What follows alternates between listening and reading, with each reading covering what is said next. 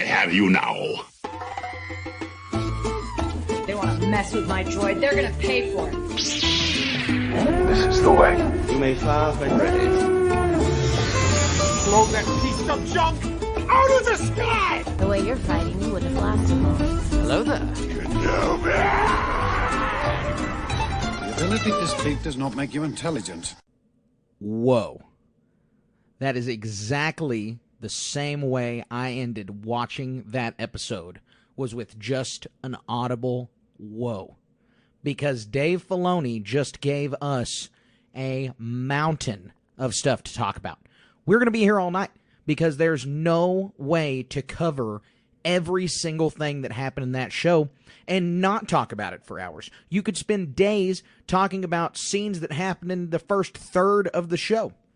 And I'm so excited to discuss how beautiful those lightsaber fights looked, how the aesthetics of the episode were just continuing to hit, and that's something that this show has just done a wonderful job of, is speaking the visual, the audio language of Star Wars.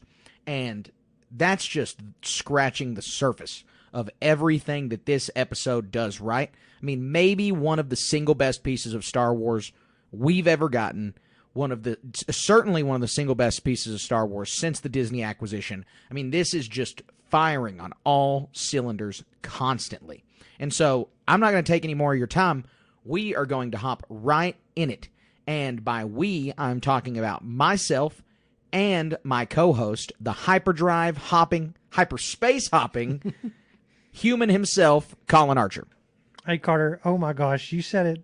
I don't know what else to add to that. There's so many fine little details in here that I'm so excited to talk about. And the ending. Yeah. Oh my We're going to goodness. get into it. We're so excited. It's going to be great. But right now, we have our raw, rapid reactions for everybody to listen to. So here you go, our unfiltered reactions 5 minutes after we watch the episode.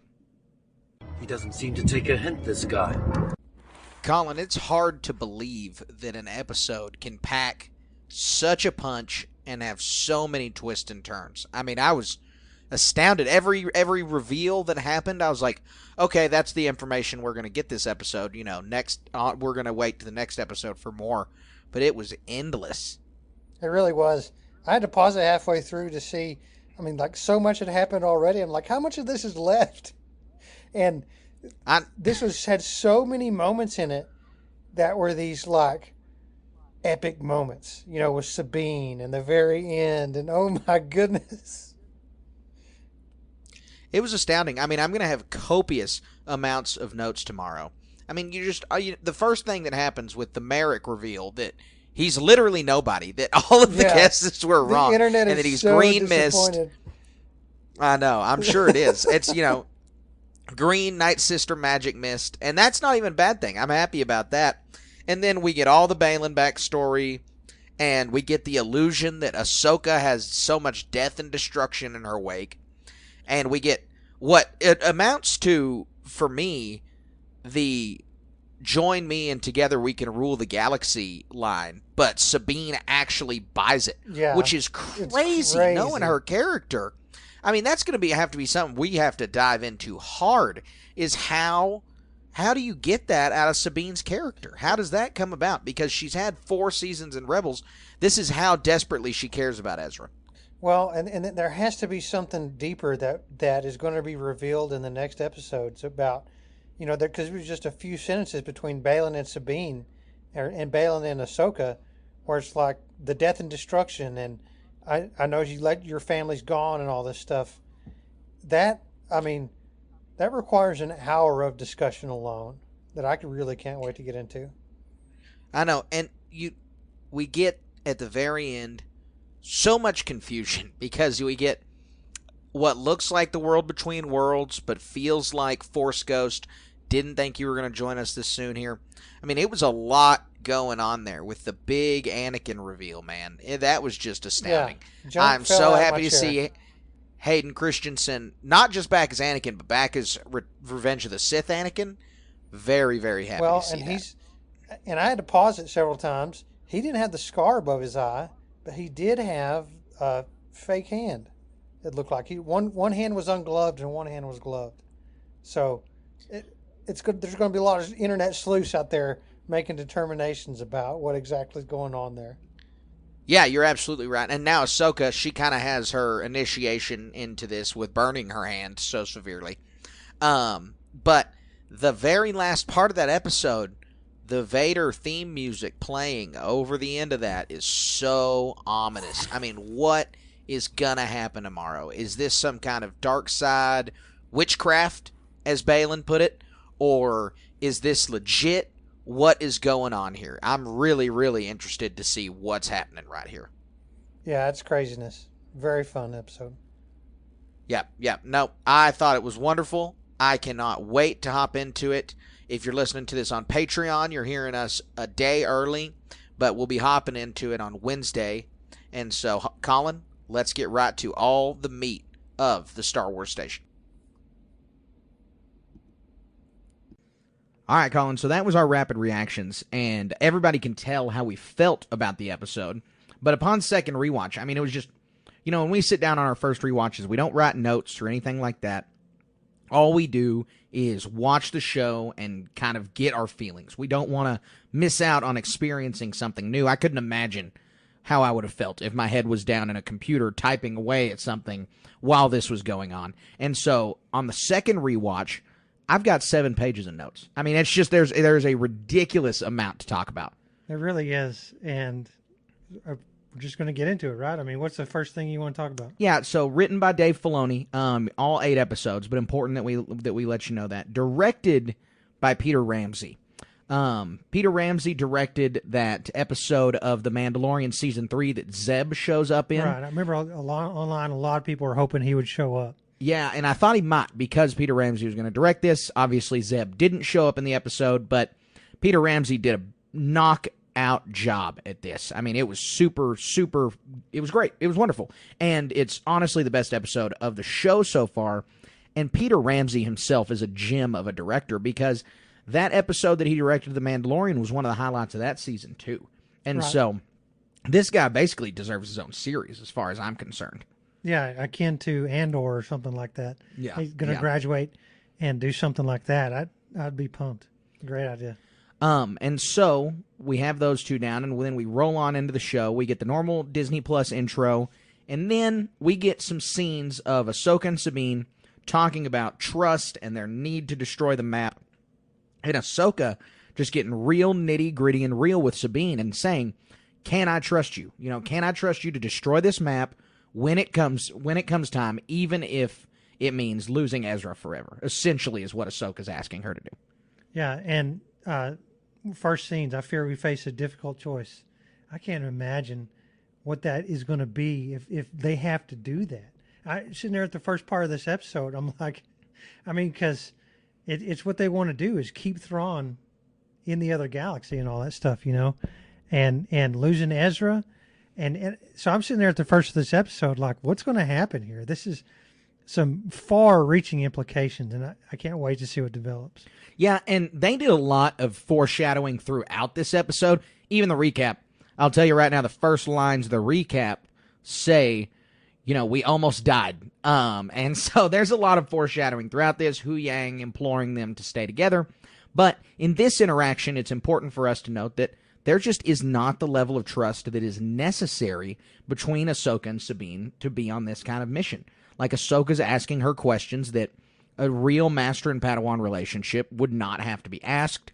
That the Ghost Crew never would have had to ask Sabine because of how close they were. It's just they don't have the rapport that is necessary for this. Yeah, you can tell, and we find out later a little bit why, very inkling as to why, that there's some really raw emotions here. That there's these barriers set up between these two characters, and they don't have any reason to let those barriers down. That's what we find. We'll talk about it when we get there or whenever, but that what is encompassing these characters and disallowing the disconnect is so deep and so harrowing, I guess you'll say, that probably requires why this episode is going to be so long. One reason. Yeah, certainly.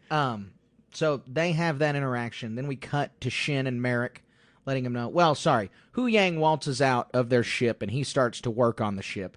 And I really like how the puppet looks. I just always got to harp on the fact that Hu Yang looks wonderful all the time. But he saunters out of the ship. So, let me ask you this about Hu Yang right fast. Did you expect that we were going to get this much Hu Yang? No, absolutely not. I totally didn't. I really didn't expect to get much of Hu Yang beyond an episode I figured or two. he was just going to be just like another character or some bonus treat we got in a couple episodes. Oh, he's a complete member of this team. Yeah. He is 100%. It wouldn't be the on team. Ahsoka show without Hu Yang. I know. I've been very impressed by that so far, and I'm very happy. And he adds a lot of weight to some of these scenes, and we'll talk about that weight here in a little while. But so after Ahsoka and Sabine's interaction, after Hu Yang comes out and Ahsoka tells him, you need to be careful out here, we see one of the droids was watching them, and so they've been discovered. And so Shin and Merrick come to Baylan and Elsbeth, and they say, we found Ahsoka and Sabine, and Elsbeth knows the guards are going to be dispatched quickly. We see how quickly, very fast, but that Shin and Merrick are going to be able to slow them down. So Baylan sends Shin and Merrick into the forest. And then that scene closes out with Baylan, with Elsbeth asking Baylan if she detects a hint of fear in his voice, and he says, not fear, but experience.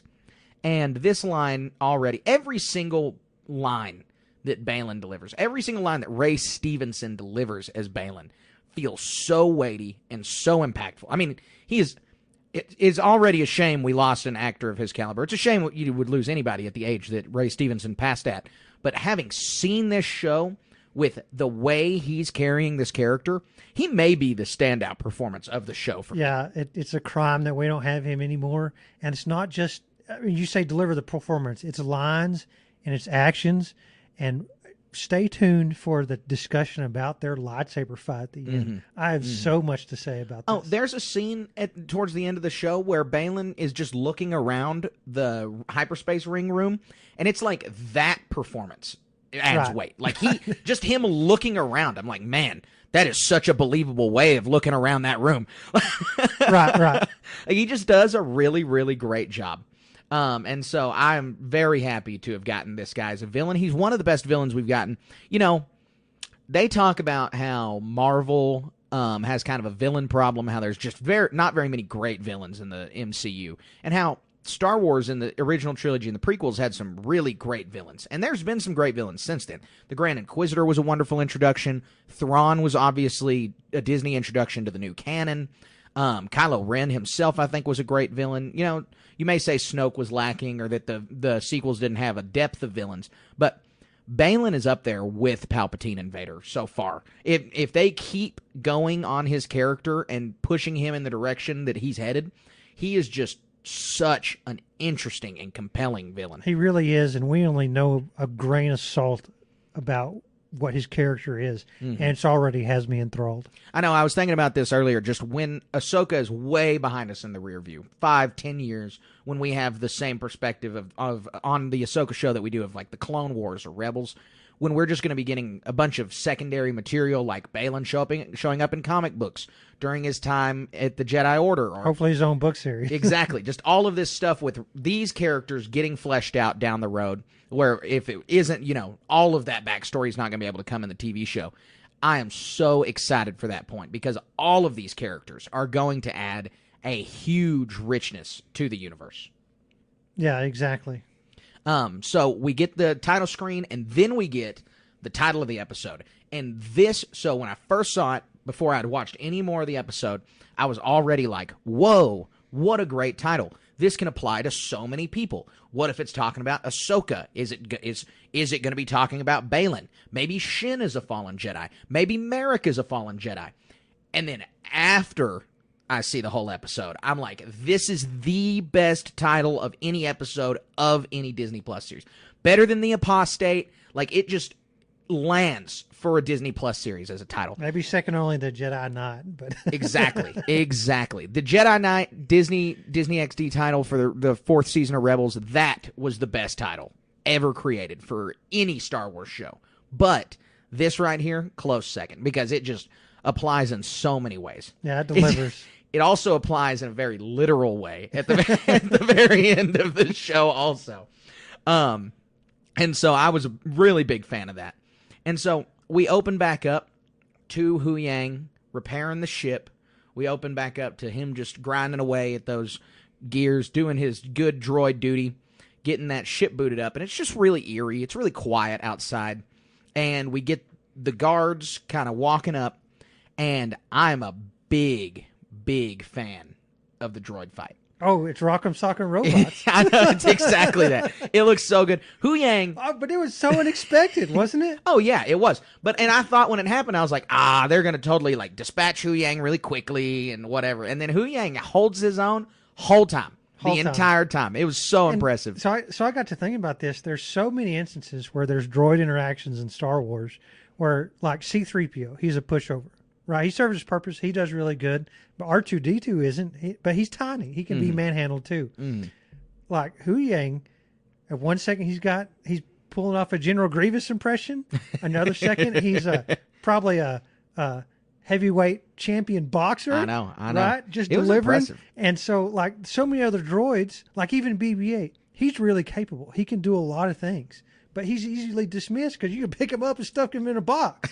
Can't do that with Hu Yang. He's going to knock your block off. No, that's a great point. That's a phenomenal point. And the way they've designed Hu Yang, it's just, he showed up in 3 episodes of the Clone Wars. Like, he is, by all intents and purposes, a background character. I mean, he speaks in there and he's part of those episodes, but he's just for like, oh, that's a neat little thing. And now he is this huge character. He's got thoughts and he's got ways that he interacts with our heroes. And it's just going to be so sad if we get that James Mangold film and Hu Yang does not appear in it. Like, I want, at this point, having seen David Tennant's performance, having seen the way they've written Hu Yang into this show, I want to see Hu Yang as one of the title characters. I'd love to see that poster, whoever the Prime Jedi is, and then the name right underneath it, David Tennant. Right, and he's not some end-all be-all. He has his own faults, too. He gets deactivated several times already. And even at this point, he slips, I guess, or something. He's not some perfect, like a Mary Sue type character. Just going to be just impervious thing, knocking everything's block off. He takes his hits in the Rock'em Sock'em Robots fight, but it's cool. And it's cool because he's against an HK droid. I mean, those guys, they're assassin droids. Hu Yang is not designed to fight, and he's holding his own against this guy. I mean, it was super cool.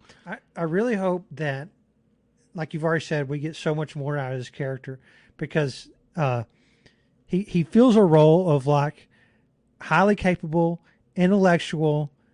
So many of these characters have thoughts like, we're never going to be Jedi. We're never going to do things with our minds. We're never going to own a lightsaber.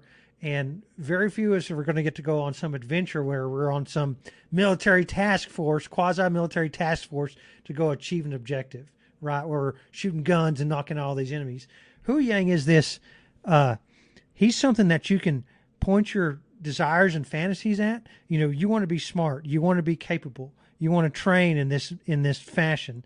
And you can be just another person that doesn't have he has his own special role, but what he has is achievable. Nobody's going to live to be 25,000 years old, unfortunately. Right. But you can be a smart person and a capable person. You don't have to be limited to one or the other. Yeah, he's an important element to this team. I mean, he's objectively an important element to this team. I am very, very pleased with the way they've incorporated this character.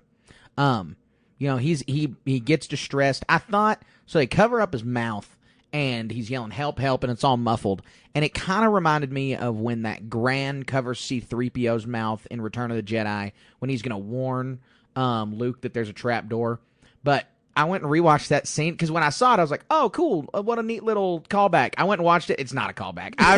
I'm looking for connections where there are none. The only similarity is that a piece of metal gets its mouth covered. So in these other scenes, I was so impressed that we finally get to see Sabine gearing up and getting all her guns ready, getting her armor ready. It's really cool. And the whole time, Ahsoka's impressing, like, we're fixing to have to make a bunch of hard choices. She can feel through the Force that this isn't going to go 100% our way. Right, and right. She's really working on Sabine. It's like, this is going to be a big deal here. You're absolutely right. And then we see they are just so much, and this is definitely true of Sabine because she's a Mandalorian, but they just feel so much more natural when they're fighting, and they are so good when they're fighting together. We saw that with them flying, how in sync they got. when Ahsoka would trust her. And when they come down that ramp, Sabine's in full armor. She's not using her lightsaber. She's Mando mode. They piece those guards up completely. I mean, it takes like 5 seconds to dispatch 8 people. Right. It is so quick. Don't even break a sweat. No, not even not at out all. of breath. Not and at all. also, Hu Yang's like, don't split up. If y'all going about if you're going out there, don't split up. I know. And it's such this wise thing. It's such this wise thing that it's like, oh my gosh, something's going to happen here. Yeah, you're absolutely right.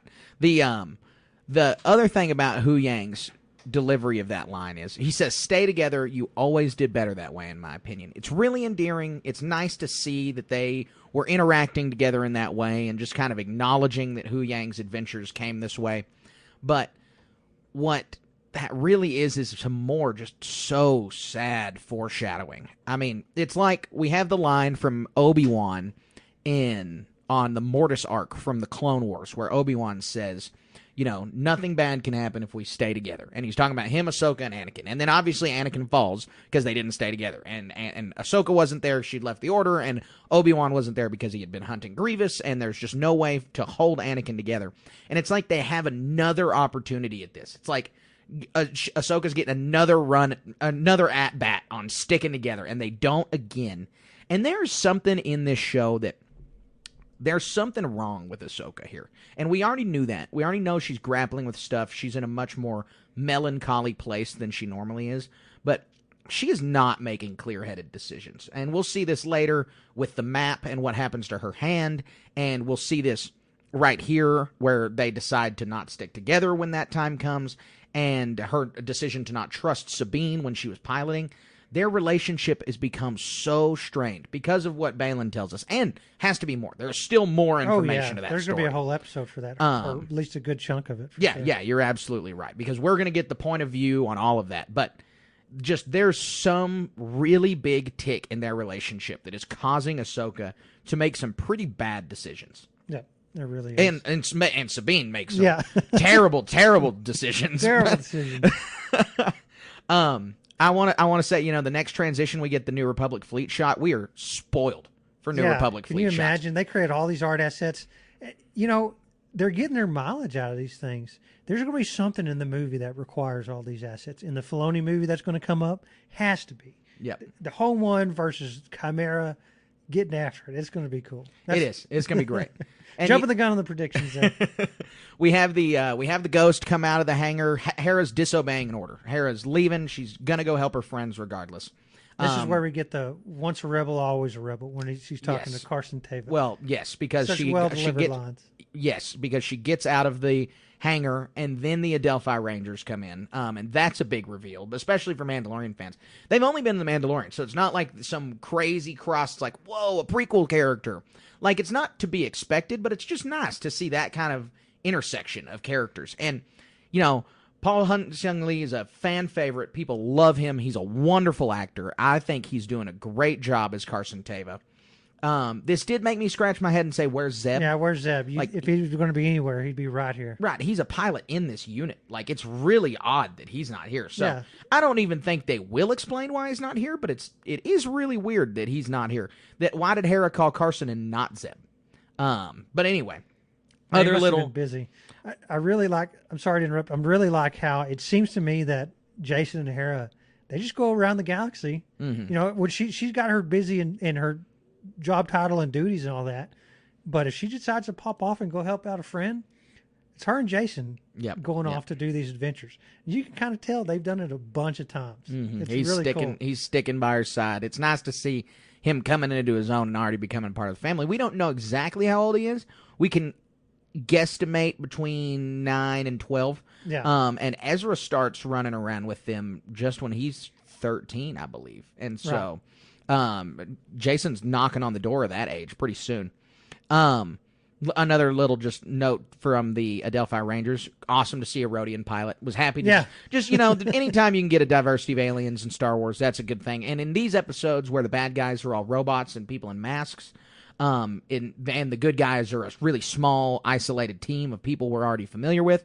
It's difficult to get the aliens in there, and so I'm happy that they're taking the opportunity to do it when it arises. You always need a Rodian to catch a blaster bolt. Yes, exactly. Yeah, they're the red shirts of Star Wars, unfortunately. In a minute, you're totally going to see why we say that.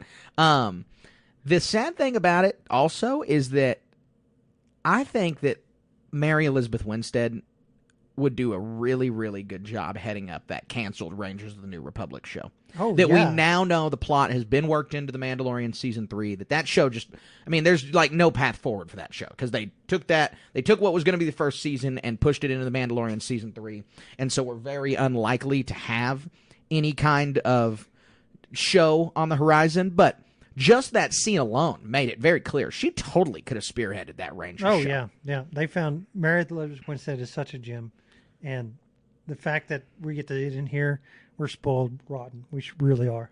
Yep, we absolutely are. So they cut to hyperspace, and then we get back to the bad guys, and they're talking about how they're about to get on their way in the hyperspace. And one of my favorite lines of the whole episode comes up because it gives us an important every one of Balin's lines. It's just like more questions, more questions. This one gives me some better context, and he's asked by Elsbeth to have some faith, and he says, "Faith, I lost that a long time ago." And, this is probably an allusion to Order 66 and faith in the Jedi Order, but really, it just shows, throughout this episode, we learn much more about Balin, that he feels like he's on some greater good quest. And it seems ostensibly to me that it must be for the Force, and he has some machinations to run an order. I'm just all over it. I've been on that train since I've seen him in the trailers, but I still just have some kind of feeling that Balin wants an order of Force users.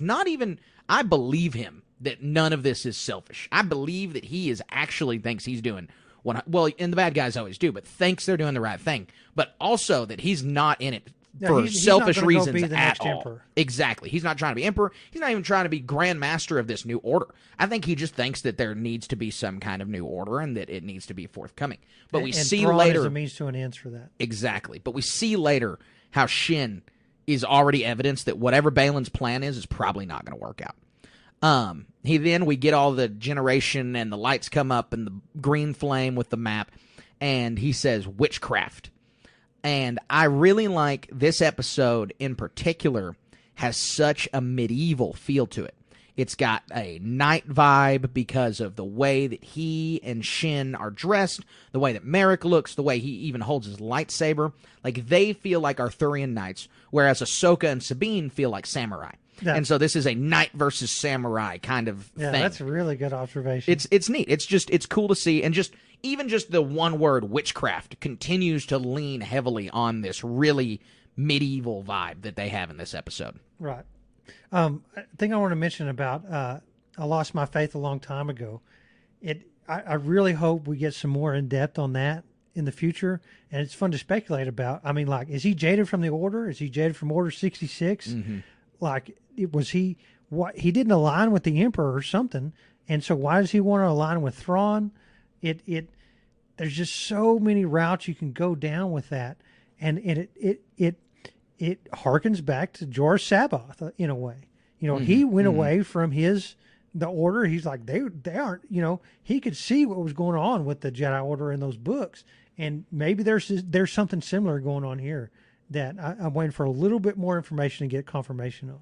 Yeah, no, you're absolutely right. And again, he's so clearly inspired from that. Oh, this episode's also where we get the Thrawn as heir to the Empire line. I think we glazed over that earlier, but he's just very clearly inspired by Sabaoth, but he will be different enough so far from what I can tell.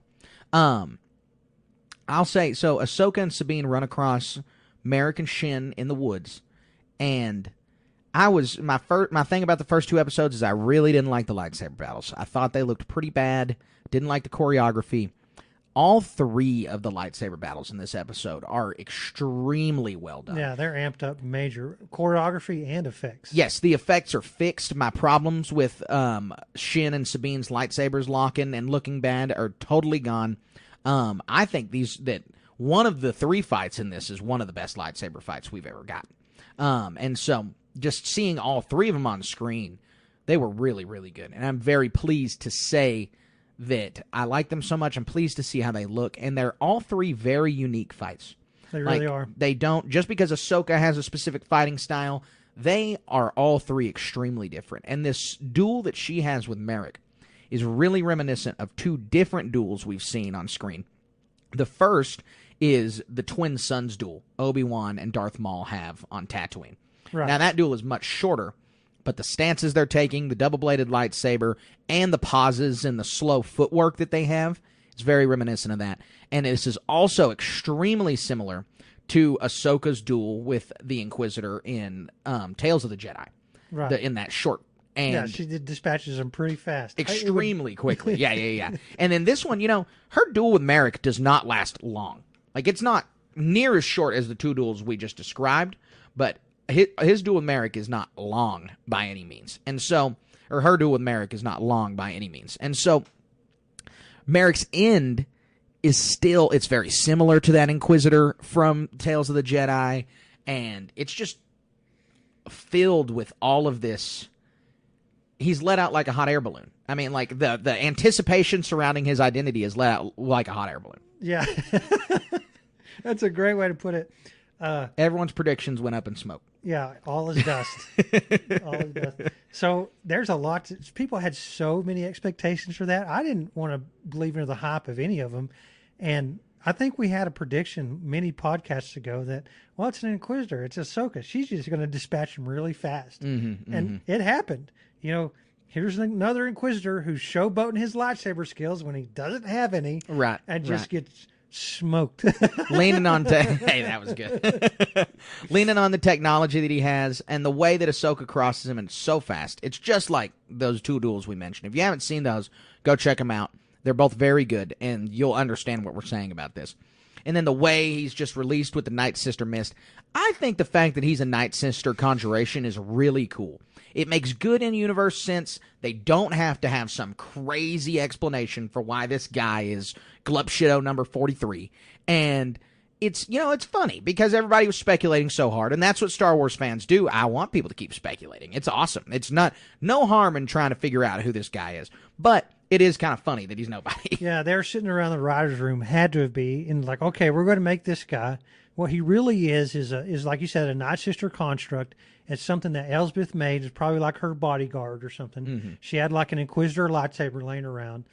And so maybe the joke is, it's like, well, we're going to put a mask on him, and we're going to make the fans go into a tizzy on guessing who this guy is. And of course we did. I'm gonna guess that he's one of two things, and he's either specifically the eighth brother. He's killed on Malachor, and so it's his armor that has been reanimated by Elspeth, or just a random Inquisitor's armor that's been reanimated by him. But we will eventually get that story. We will get how Elspeth came across this armor and how she was able to animate it in whatever fashion that may come. They have the hyperspace tracking going. It's headed up to the ring. They are loading the calculations with kind of a reminiscent Death Star readout on screen. It looks a lot like, it's just, a lot of Star Wars has these countdown timer readouts and these big circular screens. This is just another form of that. It looks good. And then Ahsoka comes up on Baylan, and Baylan he can sense her, and he starts talking and talks about what we heard in the trailers. Anakin spoke highly of you. And then Ahsoka says, he never mentioned you, and he says, everyone in the Order knew Anakin Skywalker. That line's just important. Baylan is probably Anakin's contemporary. Looking at his age in this, Darth Vader was 45 when he died. And so Baylan, he doesn't look much older than that, and it's been 6 years since Darth Vader died. And so Baylan is very much likely Anakin's contemporary, whether just a couple of years older or younger than him. They were Padawans and right around the same time. They would have been right around there. He was off doing something in the Clone War. He disappeared. I mean, somewhere in that Clone Wars thing. I mean, they had to have been knighted around the same time, given the controversy and all that. Palpatine said, make all these extra knights. He could have been already a knight. Maybe he did the trials and did all this other stuff. And then Palpatine comes in and makes all these knights just willy-nilly. Mm-hmm. And so there's some resentment there from that. Right. Ahsoka then talks about how she doesn't want to litigate her past. Actually, and also, I'm sorry. You're absolutely right on that, because I just realized something, that whatever Baylan was doing during the Clone Wars doesn't really matter so much as he got away, and so he's one of the more significantly powerful Jedi. So there's even more likelihood that he knew Anakin at that point. And so that is totally right. But we move through their conversation, and then she says that she doesn't want to litigate her past. And then Baylan says, the only reason I'm here is to secure the future. And I am going to say that if I had to complain about anything about this episode, that maybe this exchange between Ahsoka and Baylan could have given us a little bit more info or been shorter, because I feel like they just keep repeating themselves over and over. Baylan is alluding to whatever his grand plan is, or whatever his greater good is, or whatever the securing the future means. No info. He says the same kind of sentence 3 or 4 times. Yeah, I think his ultimate goal is he doesn't want any. He wants to recruit Ahsoka somehow. And you think that's his ultimate goal? Not ultimate, but in this scene, he like just like later on he sways Sabine to his side. He said it's a shame there's so few Jedi left. He's confronted about the fear in his voice. So I just know wisdom, right? And then here Experience. she is. Here's this confrontation that's about to take place, and he doesn't want to have to kill her, right? Sure. But And so if he can have another ally somehow, and she doesn't even give him the opportunity. She whips out her lightsaber, and he says, so that's the way it's going to be. I don't know. I don't think that Baylan is trying at this point, because the things he's saying to Ahsoka are very insulting at the beginning. And he doesn't even try. He's really just trying to goad her into maybe touching a little bit of the dark side, or just getting her off of her footing here. I don't feel like there's he's being that too, convincing. for sure. I think he's being convincing with Sabine. It doesn't feel like that's the case here. I think he already knows there's no getting Ahsoka on his side. I mean, I don't think that he is bold enough to assume that he can tempt her. But again, we just get no more explanation on him in this exchange dialogue, and he's, for a greater truth, like just all of these platitudes about whatever this guy's seeking, it's super good, but no indication on what that is. Right. It just, maybe it's a dialogue thing where it feels like people would not speak this way to each other, because he is just continually alluding to what he's talking about, assuming Ahsoka knows. Maybe she does, but I don't think so. But that is a tiny, tiny gripe. That's not even a gripe. It's just more of an observation. We get to the lightsaber fighting, and Ahsoka's using the single blade. And I'm curious of the in-universe explanation, because the out-of-universe explanation is very clearly that Dave wants us to imagine and feel the exact same way you do when watching old samurai movies. The choreography for this fight is page for page, book for book, exactly like old samurai movies, Seven Samurai, just all kinds of old Japanese samurai movies. Dave is a huge fan of those. He said that in numerous interviews. And so that's why she's using one lightsaber in here. That's the out of universe reason. That's why Dave wanted her to do it. It looks like her lightsaber with a slightly curved hilt. It looks like a katana. Yeah. His lightsaber is a glaive. It's a giant sword, and he swings it just like that. You can tell when Baylan is moving this lightsaber across, they were able to translate on screen this thing feeling weighty. It is so cool. Their fighting styles are totally West versus East. And Baylan is using English, European swordsmanship. He's got this claymore-like lightsaber. And then Ahsoka, like you said, hers is very clearly a katana. It's got the curved hilt, the way she's holding it. When you get the scene of their two stances back to back, and he has his raised high in a straight line, and hers is two-handed right in front of her, it's samurai versus knight. And it's just really cool for Dave to put that on screen, but it's really cool to just have the whole aesthetics around the characters fit that narrative. Because Baylan, the reason he's such a compelling villain to me is he is not, when he is tempting Sabine in some subsequent scenes, it is not like Palpatine's do it, or tempting Anakin, or tempting Luke, where he's decrepit and evil looking. He's not Darth Vader with an intimidating mask. Baylan he's just, I mean, he's not just, but he is Count Dooku. Like, he's got this regality to him. He's got this, pomp and circumstance and honor. Like, the guy's entire vibe is honorable. Not good, but he's got a moral code that he apparently sticks to. Right. We're watching this just to get the best commentary possible, and watching these characters move, watching Ahsoka fight Baylan, so cool. The choreography is just beyond top notch. It is one of the higher ranked lightsaber fights. Yeah. Has to be. I absolutely agree. We cut back to Shin versus Sabine, and Shin has got Sabine on the ropes, because obviously she has the Force and Sabine doesn't, and she knocks that lightsaber out of Sabine's hand, and she gets her on the ground, and then Sabine, does the Force push. I don't think she was even trying. I think it was more of a distraction. Yeah, just a trick. But this is where Shin yells, "You have no power," and it's pretty funny and clever. Just the rockets right into Shin's face. It was like a Rebels-y moment, but in a good way, and it's really, really a good callback to Trials of the Darksaber, where she essentially does the exact same thing to Ezra and Kanan. Yeah, she's a Mandalorian. She has to use all the Mandalorian tricks to get an edge, and that's fun. Mm-hmm. Yeah, it's going to be a cool thing. It absolutely is. So we get another cut back to the Ahsoka and Baylan fight, and Baylan says to her, "Your legacy, like your master's, is death and destruction." And what does he mean by this? What is Baylan? What is he alluding to? Because we have the information about Mandalore that we get here in just a few minutes from Baylan. But is he trying to blame the Night of 1,000 Tears on Ahsoka? Like, if she had been there, it'd be totally different? Because that just seems...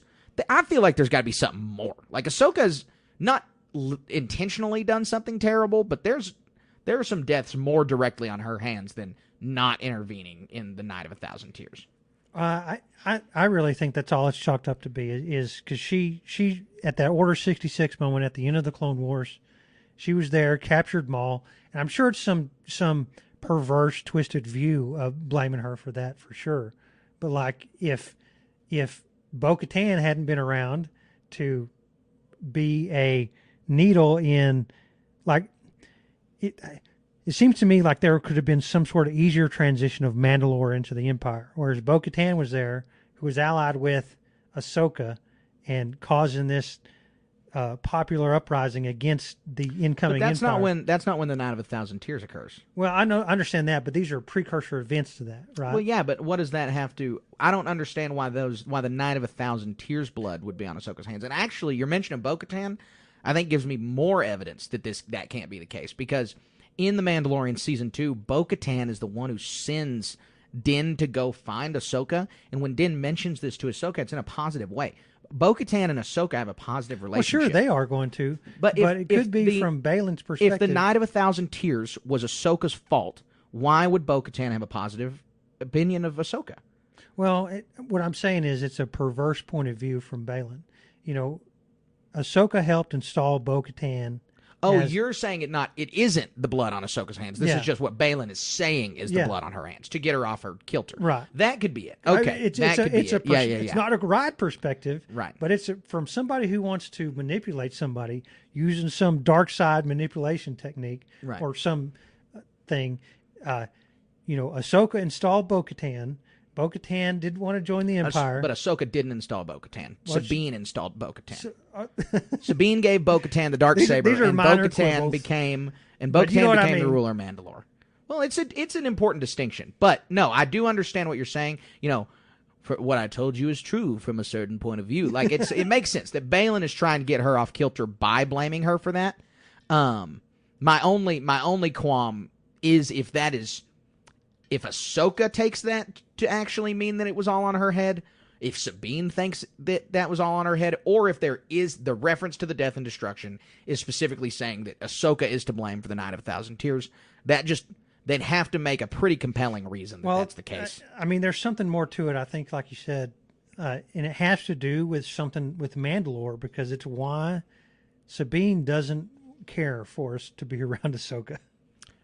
Right. But we have that giant gap of time between when Ahsoka's pulled between the world between worlds until she comes back as Ahsoka the White in the epilogue of Rebels, where we know she's not active at all during the original trilogy.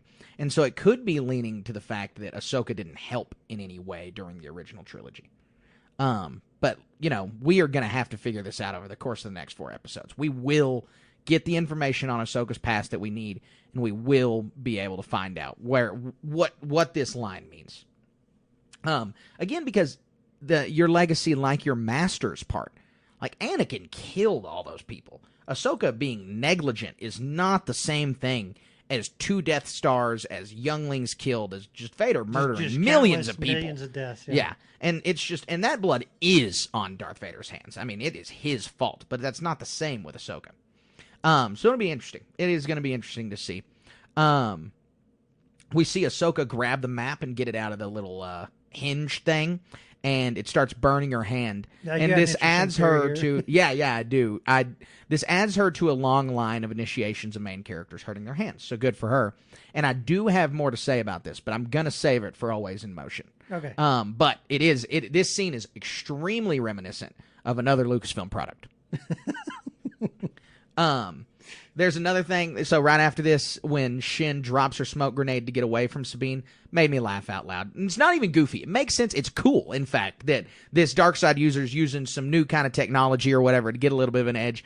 But pocket sand. Exactly. That's exactly what my notes say is pocket sand. You did. I was taking it out. No, that's okay. It reminds me exactly of pocket sand. That is what she did. They're just staring at each other, and she boom with the smoke. It was very funny. It was very, very funny.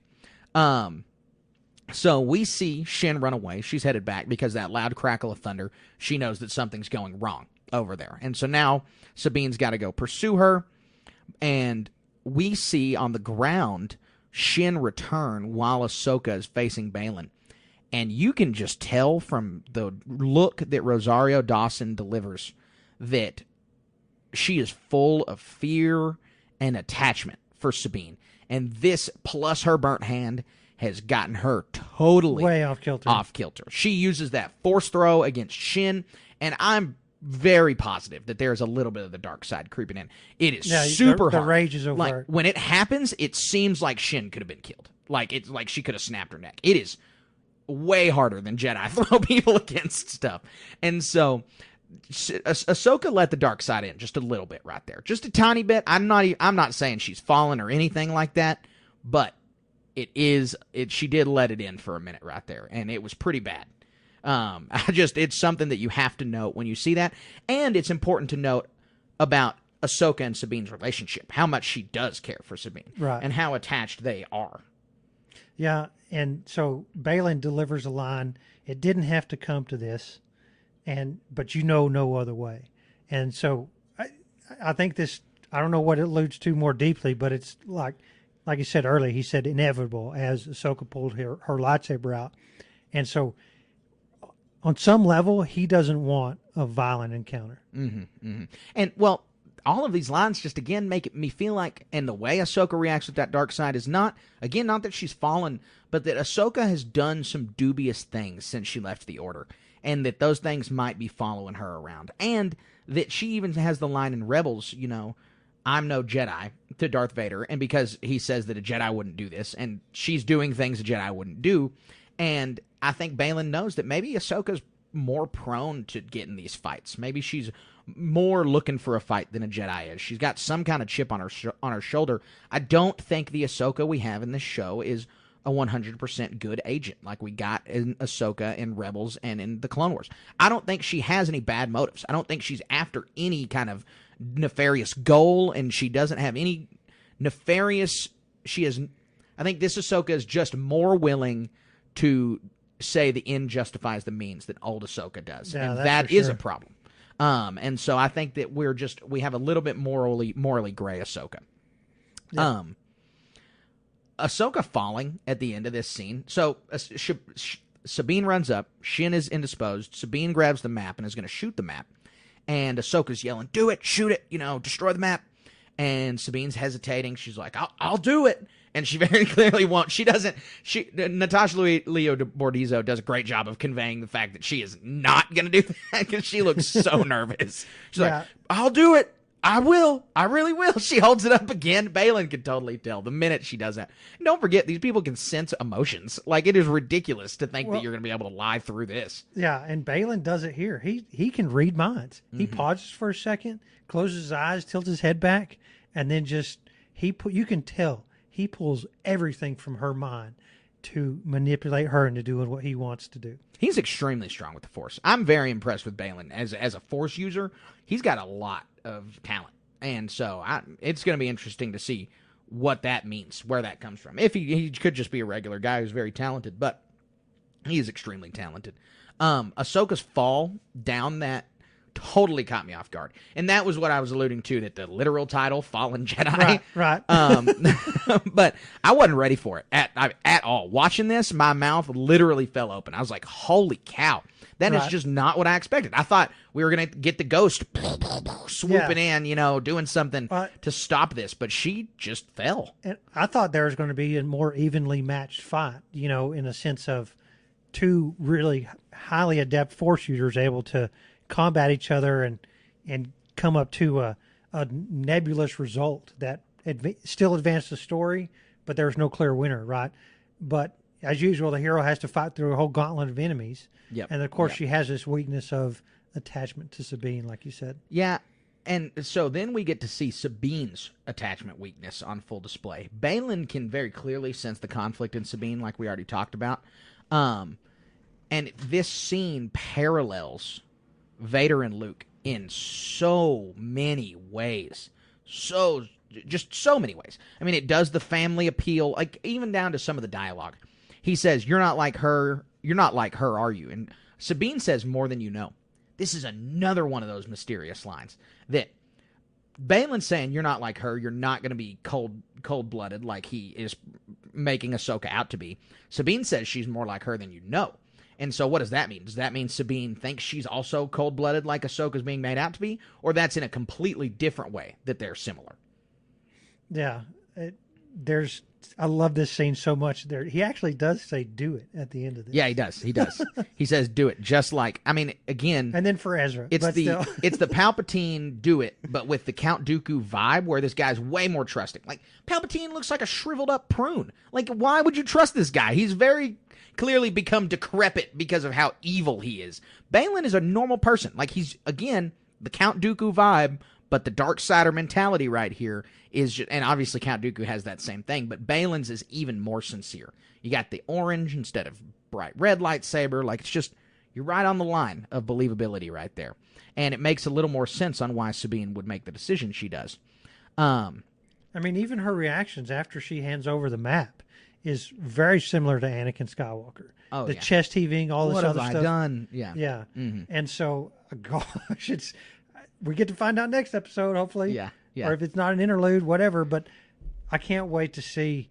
I mean, we'll save that for how the Force works. So, Baylan says your family died on Mandalore because your master didn't trust you, and that confirms that Sabine was training with Ahsoka during the Purge, and we know that the Purge happens, sometime between the fall of the Empire, so before the Battle of Jakku, and after we encounter them in 1 BBY in Rebel Season 4. And so we know that sometime during the original trilogy, Ahsoka trained with Sabine.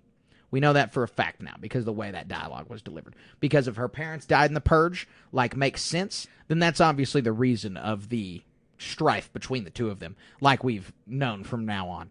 And so, again, I want to harp on the fact that Baylan is doing Darth Vader on Cloud City. I mean, he's like doing a Darth Vader on Cloud City impersonation because he does the family appeal by talking about that instead of saying, "I'm your father." And then he says, "Come with me willingly." The line is delivered in almost the same intonation as "Join me and together we will rule the galaxy." And so this is just very clearly paralleling scenes. And like you said, it throws in the element of Anakin and Palpatine tempting him in the Chancellor's room. And so it's all three of these scenes just riding tandem together. I'm really happy that the decision took so long, that there's not a lot of dialogue after she's really sitting there thinking about it, and that she's agonizing over it. Obviously, that's important. This is way out of left field for Sabine's character. It's really not is unbelievable because of the attachment she has with Ezra, but it's like astounding. I mean, she has gone up against Inquisitors. She's seen these guys are employing Inquisitors. She knows they are with the Empire. She has gone up against Thrawn. She is aware that is their express goal is to bring that guy back.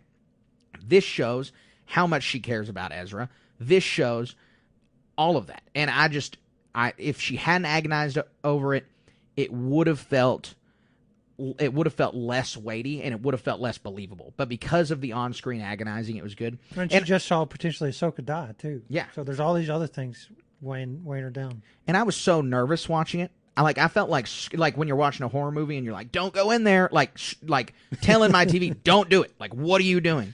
They framed the scene with the same outstretched hand that Vader has on Cloud City. It's really, really good. Some of my favorite parallels that they've done in the show so far. Yeah.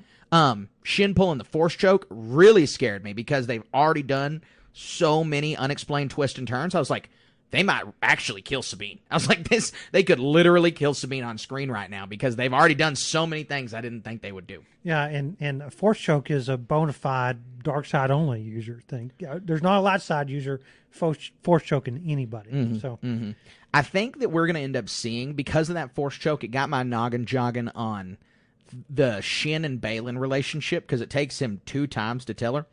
I really think that by the end of the episode, we're going to see a hard break between Shin and Baylan. Because again, Baylan, he says, I'm going to keep my word. He has some kind of honor. No matter how perverse it is, he's got this moral compass. Well, Shin seems to have way more darkness in her than Baylan does. Like, Baylan does not feel evil through anything that he says or does other than him. Literally, we know that what he's doing is evil. He's working with the bad guys.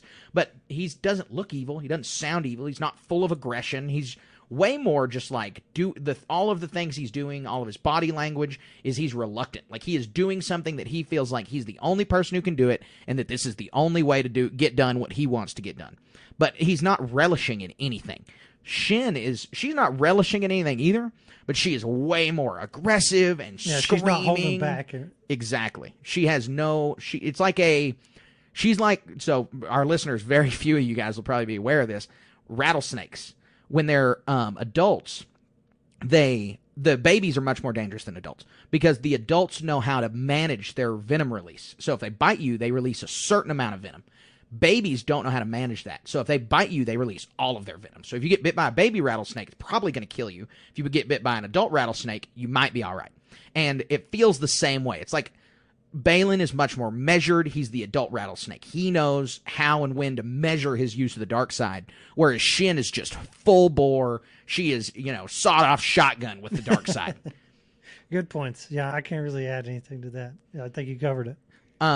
So I do think that break's coming. I think in this season, I think we'll see that break. It may be what kills Baylan. Shin might kill Baylan. That would be pretty interesting. Super interesting. That's not. I'll say that's a prediction, just so if I get it, I'll chalk it up as a win. So we learned through some more of Baylan's dialogue that somehow not only did Ahsoka not trust Sabine to go help Mandalore, she also broke her word because Baylan says he's going to keep his word, unlike her former master. And so Ahsoka may have even promised to help Mandalore, and then she didn't. And so we are really going to have to see her family, Sabine's family, at the least. Mm-hmm, mm-hmm. So we see Baylan lightsaber skewer that resilient little metal ball, and Sabine had no chance of destroying that thing. Baylan totally was aware that her holding that with a gun was just gonna. I think it was just gonna ricochet and kill Sabine if she would have shot that thing, because he had to hold his lightsaber on that for like 5 seconds, and it's like melting and sparking and shaking. One blaster bolt to that thing, nothing was gonna happen to it. So there was no way she was destroying it anyway. Hyperspace ring has the coordinates. They're getting charged up. They take prisoner Sabine to the hyperspace ring, and they hyperspace. The Rebel or the New Republic ships are in between the rings, so they're not immediately decimated in a Holdo maneuver, but they are taken from the ring. It throws them with some electric shocks. All their comms and systems go down, and one of the pilots crashes into and kills the Rhodian. And I was like, what? The one alien guy gets killed? It's like, we got 4 humans here, and you're like, yeah, we're going to dispatch the expensive costume. Yep. I was sad. I was so sad to see that. And Jason delivers a really potentially Force-sensitive line. This doesn't feel good. Yeah, he goes, I've got a bad feeling. Or, yeah, he says, I've got a bad feeling. And so at least he tried. It's like, and it's funny because it's the little kid version. It's like, yeah, I've got a bad feeling about this. Shows up and everything. Well, he tried his best. He was close. He was watching enough of the original trilogy to get the gist of it. Hu Yang's response walking out of that ship and calming them, it was sad. Man, the way his eyes squint and the way he makes it, like, it made me so sad. I was like, holy cow. This is like if you leave home and something happens to you and your dog is waiting for you to come back and you never come back. Like, it's the same thing. I'm like, oh no, Hu Yang's gonna die on this planet. He obviously isn't. Hera's still around, but gosh, that part got to me pretty bad. I was like, man, that's so sad. Yep. Well, they split up. Like he told them not to, and they did. Yeah, exactly. I know. They are not going to thank him later because they didn't listen to him. I want to say something real quick, that we cut to the ocean and it slows transitions to a sleeping Ahsoka, and she seems to be floating on something. Right here is where our always in motion predictions and our breakdown might start to blend together a little bit. We're going to try to keep them siloed for the sake of the listener, just so you kind of understand where we're headed. But it's going to be very difficult to talk about this scene without also talking about future and past implications. Right. And so we're going to try our best to give you the breakdown and then go into Always in Motion. But just know we're probably going to give a little bit of speculation right here, too. Because it's pretty much there's not enough to go on without speculation here. Yeah, so where are we at? So you see the transition from ocean into a sleeping Ahsoka. And looks like she's floating on a pool of blue liquid. And the camera pans up. And as soon as I saw that there was a hard line at the end of whatever liquid she was on, I immediately knew what it was. Didn't have to see anything else other than at the very left of the screen, a straight line. And Ahsoka is at the world between worlds, which is like very important that Colin and I explain to you right now what that is, because it is not confusing. But if you didn't watch Rebels, you're never going to have heard of this thing. It'd be more impactful if you watch those scenes in Rebels. Yes, and I would say, episodes. Knowing that it is literally in the show, go watch Season 4 of Rebels. It's 12 episodes. It's 15 episodes of TV, 30 minutes each, so it's 7 hours of content. Just go sit down and watch it. It's like you're binging a season of a regular TV show. Because you just got to know, whatever justice we're about to give you in this explanation, it's not going to give you the full picture because you just really have to see it on screen. And it'll be so more impactful if you watch that stuff. So, dear listener, the world between worlds is like an alternate reality between the realities of the Star Wars universe. It transcends time and space, and it is essentially if you're a comic book reader, a pocket dimension that is a gateway to different extremely important times and places in Star Wars history. So you see the paths running around that Ahsoka could walk on, and you see the kind of white wisps in the background on these paths. These are all basically portals into different extremely important times and inflection points in the Star Wars galaxy. So the first thing you want to know is, how did she get here? And we don't know. We have no idea how she got there. Colin and I are no matter if you watch Rebels or not, you have the same amount of information in us on why Ahsoka is here right now. Because all we do is see her fall off a cliff. We don't see her land. We don't see her body in the water. We don't see her body on the rocks. She is like gone. And I have a prediction, but we'll get to that. But we hear hello snips in a mysterious voice is what the captions say. But you can pretty much tell it's Hayden Christensen.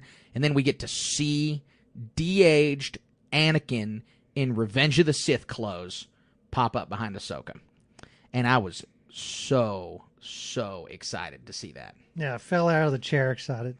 It was amazing. We heard there had been a lot of rumors that it was coming, been a lot of rumors that it was here, and so I was happy to see it. People are complaining about this de-age, and people complained about the fact they didn't de-age him in Kenobi, and so people are just not happy. The de-age, I'll be honest, it looks about as good as Luke in the Book of Boba Fett, which is to say, great for 21st century technology. I mean, this is pretty cool to see how far we've come with technology. It doesn't look perfect. It's very clearly de-aged. I mean, that doesn't look like Hayden Christensen 1-for-1, but you know it's Anakin Skywalker. I mean, you have no problem. Oh, man, I couldn't tell. Like, what are you talking about? Like, he looks fine. There's a bunch of people ragging on it pretty hard online. I just don't. You shouldn't rag on it that hard. It obviously isn't perfect, but you're not going to get perfect. Yeah, the de-aging thing seems like a low-effort criticism, if you ask me. Yeah. I mean, you know what it is. You just be thankful it's there and hope it improves over time. But to sit there and rag on that, it doesn't seem like it's not worth your time. Find other stuff. Yeah, I agree. So you notice, and I mentioned this in the rapid reactions, he's missing the scar. No, I think he has it now that I'm looking at it. Is that not it right above his right eye? It's hard to tell. Yeah, I think the scar's there. I think that is the scar. It's got a curve right above his right eyebrow on his forehead bone, whatever bone that's called. If we have a doctor listener, please let us know. But it comes up above his left eyebrow right there from the edge, and it's just like if it's not that, it's like a shadowy birthmark from his hair. It's not shadowy birthmark. It's either a shadow or a birthmark, which we know it's not a birthmark. So it's either a shadow from his hair or that's where the scar is, which that's nearly where the scar is placed anyway. And so I do think the scar might be there. Well, and then so questionable about the scar, but he for sure has a gloved right hand. Yes, you're absolutely right. So one of these things, if this another question that we'll speculate on in a minute is if this is an afterlife, like a blue ghost thing, why doesn't he have all his limbs? Why is the scar there or not? You know, he should be a perfect image of himself. So I believe the Force Ghost in Return of the Jedi has the robotic hand, and the reason for that, actually I know it has the robotic hand, and the in-canon reason for that is because Anakin Skywalker died when Darth Vader killed him, and then he was resurrected when Luke brings him back. And then he kills the Emperor and he dies as Anakin Skywalker.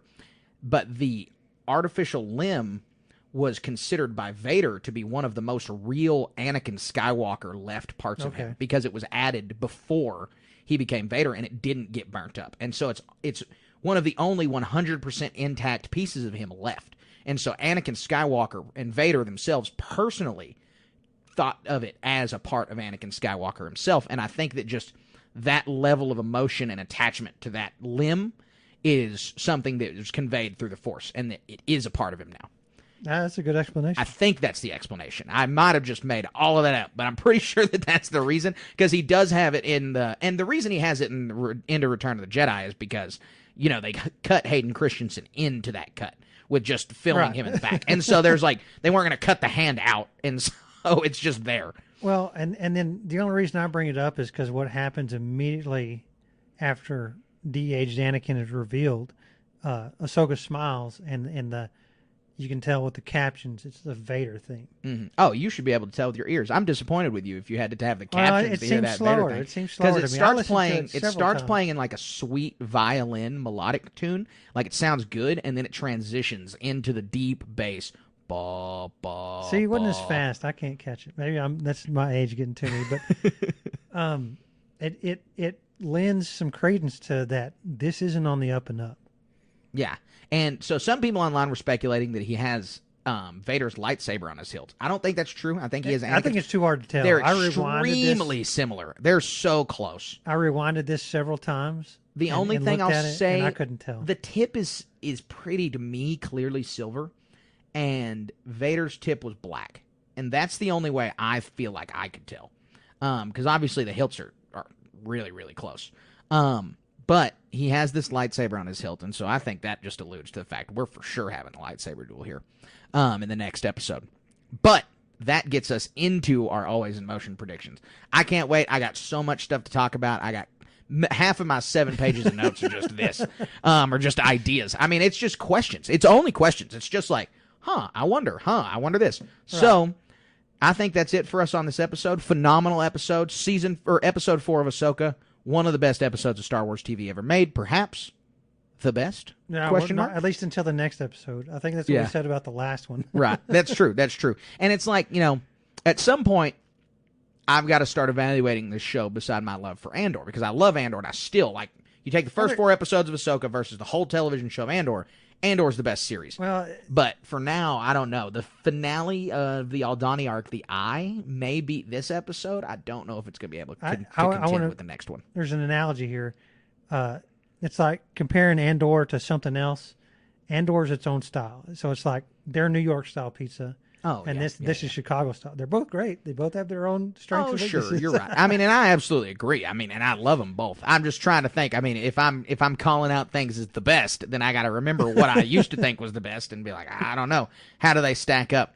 But anyway, Colin, I think that this is a perfect time for us to transition into our Always in Motion segment.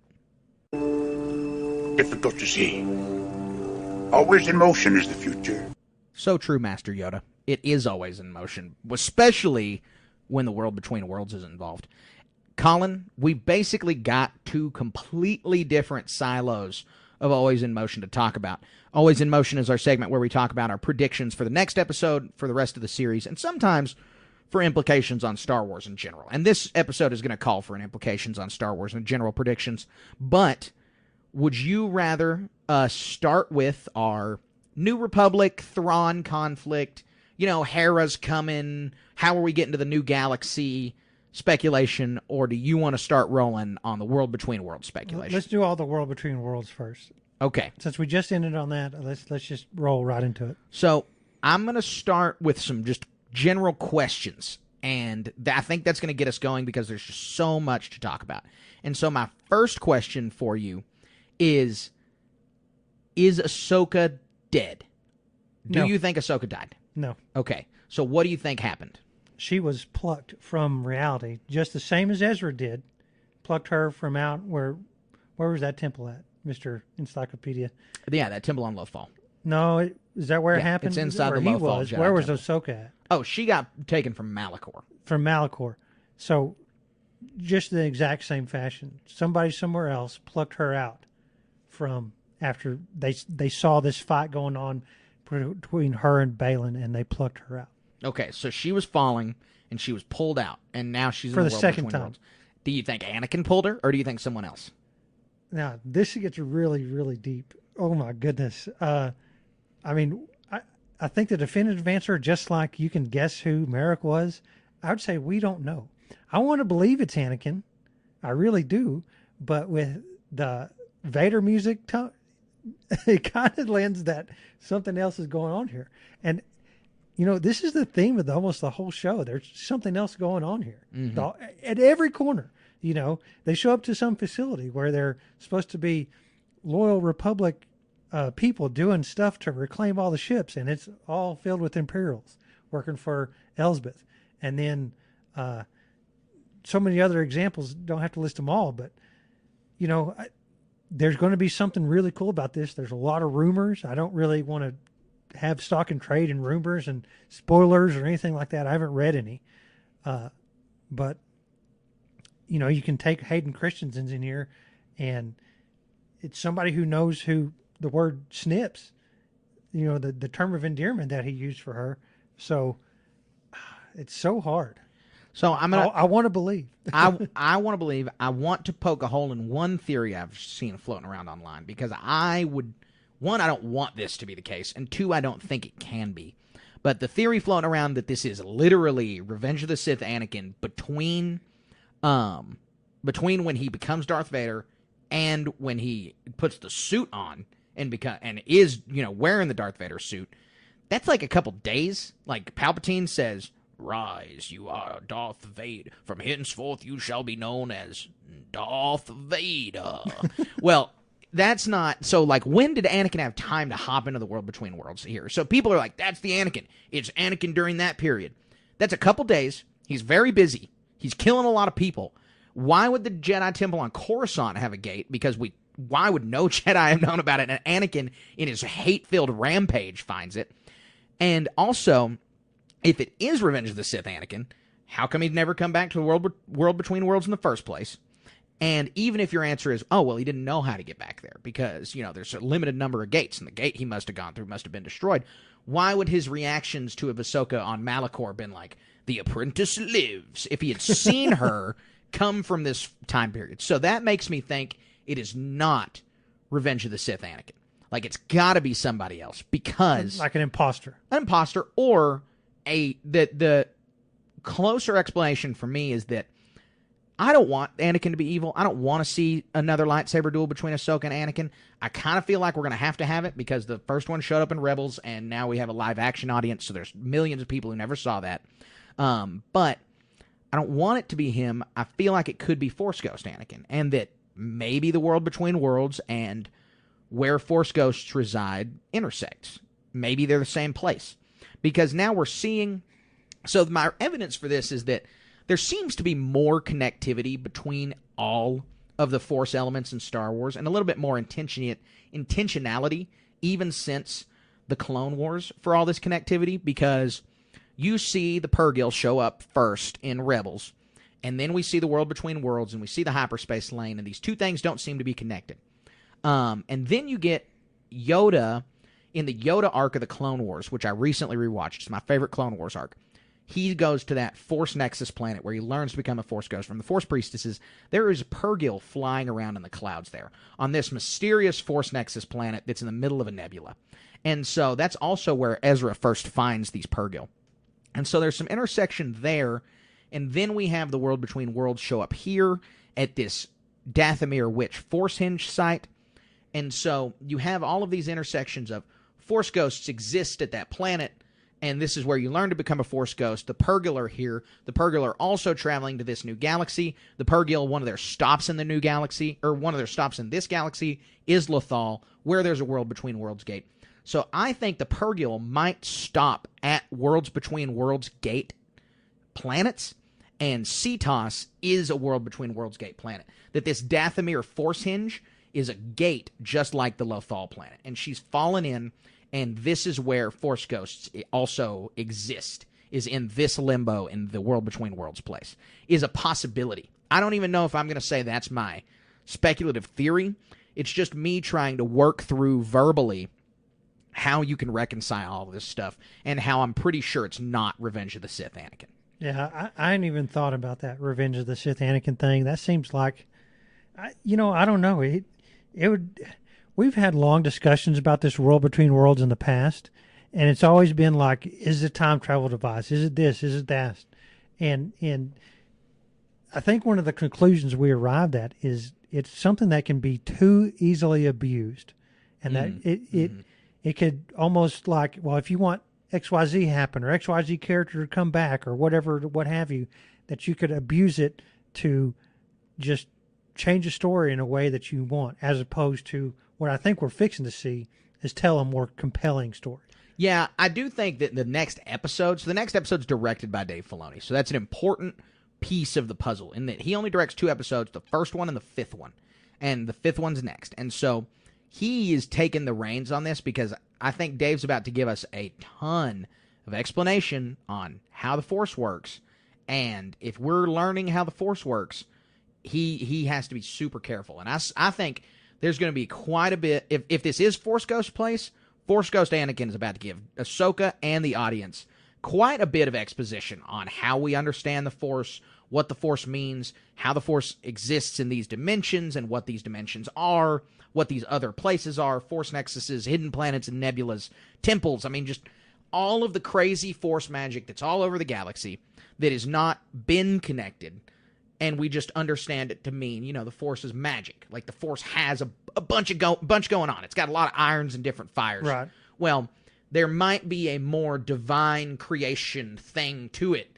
in that all of this stuff is connected. And Dave is going to be bridging that understanding all the way. Yeah, that's really deep. That's really cool. It'd be amazing if he did. It'd be a huge task. But we're gonna have to see if that's the case. I'm not quite sure. He uses the line, Anakin says, "I didn't expect to see you so soon." And that leads you to feel like she's still dead. Like, she is dead. And I don't think Ahsoka's dead. I'm team on she's not dead. I think your portal theory is 100% right. Well, there's people who are saying she's dead and she's going to be resurrected. Again, don't believe that, but I don't think it can be completely dismissed. I think the Revenge of the Sith Anakin thing can be completely dismissed. That theory, I'm like, 8% chance, 10% chance, 90% chance. You're right. She fell, or she's gotten pulled through some kind of portal. But why is Anakin say, I didn't expect to see you here? Like, I didn't expect to see you here yet. Implying everyone dies. You were going to come to Force Ghost Heaven eventually. Why are you here now? Yeah. And gosh, I don't know if I even have an answer to that. I mean, except to lead to it's some sort of misdirection type thing. Like, this isn't really Anakin somehow. Mm-hmm. That seems kind of silly to say in a sense, trying to process it. But, I mean, if she were plucked out from reality into there, then it makes it to where, I mean, she knows what's going on. She's been here before.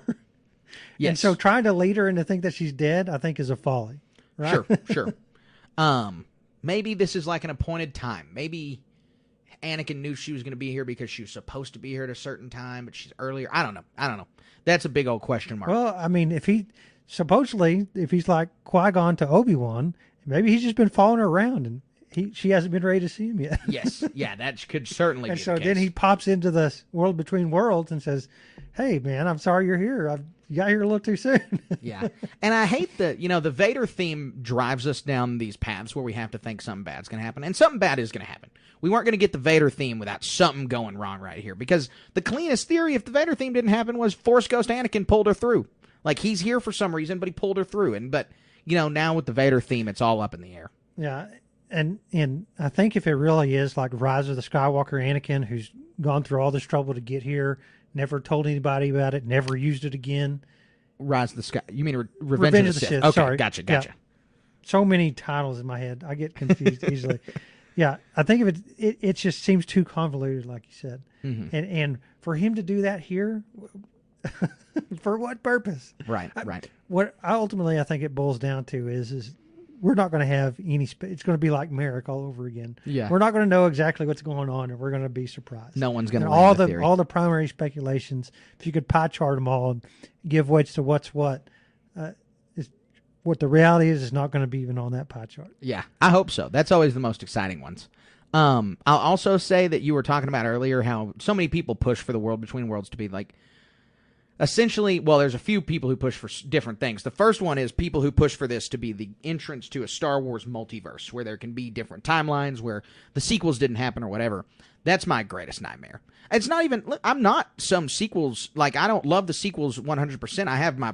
I think they have their flaws and I don't like The Last Jedi that much, but I love all of Star Wars and I don't want to see them go back on a body of work like that where so many actors and so many writers and so many people poured their hearts into that.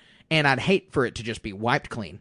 So those are the people who want the World Between Worlds to be a multiverse thing. And maybe they brought in the director of Into the Spider-Verse because they want it to be. And he's the guy who introduced the World Between Worlds to Star Wars in live-action Star Wars.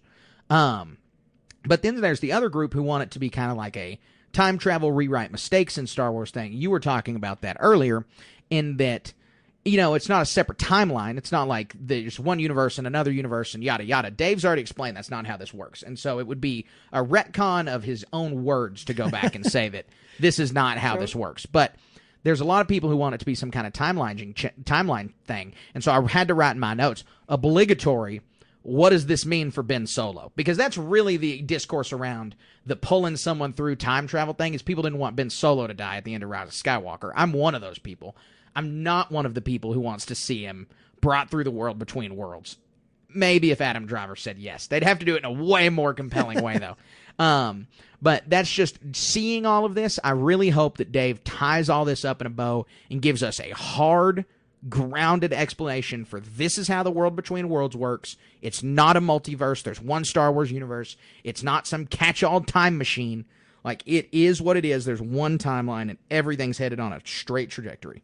Yeah, all of that is really deep. It's really complicated, and I think it's overthinking it. I think this interaction between Anakin Skywalker and Ahsoka is going to be a fun interlude that develops the character where it gives us some backstory. But in the end, it's just a means for Ahsoka to travel to the other galaxy and meet up with Sabine and do all the other stuff there. So and you think that's somehow, how she's getting to the other galaxies, the world between worlds? Because this will get us into our New Republic speculation. Yeah. Do you have much more to say on the world between worlds speculation? No. Okay, so you think she's going to get to the new galaxy through the world between worlds? Well, until you told me what you told me earlier today. So I sent Colin a text this morning because we were really talking about last night, one of our main topics of conversation. All the world between worlds stuff was just way too much for us to be able to talk about. Like, we couldn't articulate anything. But before we went to bed, I did say one thing to Colin, and I was like, hey, I want you to sleep on how they're going to get to the other galaxy because I really have no idea.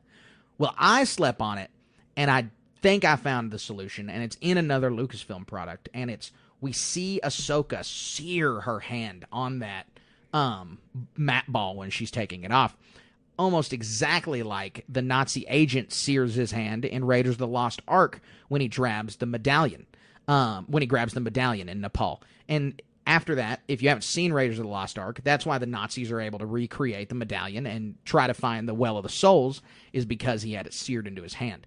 And so I kind of think that they're going to take Ahsoka's seared hand, plus the information Hu Yang gathered, plus the trajectory of the hyperspace ring that is, some sciencey way they're going to be like, oh, it was in the Ghost's computer because it ran us through in the center or whatever. They're going to combine all that information into that's how they get to the next galaxy. So I don't disagree with you. I think you're right, but I want to remind you, the Nazi had the burnt emblem into his hand, and did that achieve their goal? No, you're right, because they did not have the right stick height, and so that worries me that they might get dropped. And then, what was another line said in this episode? If you don't have these coordinates correct, we're going to be lost in the void. Mm-hmm. But I don't think they'll get lost in the void for obvious reasons, because that's not how it's going to end. But I do think we have the clues from the credits on all those planets in the runic language, and we have that Odin planet spelled O-D-Y-N, and there's a long line between what is clearly the Star Wars galaxy on the end credits scene. A long time, a few people's names go by of a line just traveling across the screen, and then it ends at that O-D-Y-N place, that Odin planet. And then from there it goes to Peridia.